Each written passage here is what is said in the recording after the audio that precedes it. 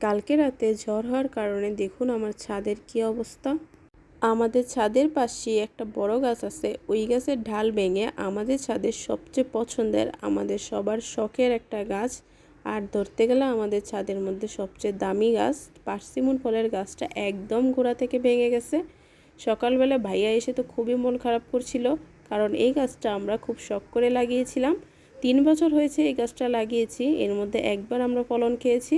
আর এই গাছের ফলগুলো এত পরিমাণ মিষ্টি, সাথে দেখুন আমাদের এলাচ গাছের কি একটা অবস্থা হয়েছে। আসলে কি বৃষ্টি সবসময় সবার মনে শান্তি দেয় না, মাঝে মাঝে দুঃখের কারণও হয়। আরেকটা জিনিস দেখাই, এই যে এই আনারসটা দেখছেন, এই আনারসটা একটু হলুদ হলুদ হয়ে আসছিল, মানে খুব তাড়াতাড়ি এটা পাকবে। এটার উপরও ডাল পড়ে আনারসটা একদমই গোড়া থেকে একটুখানি ভেঙে গেছে।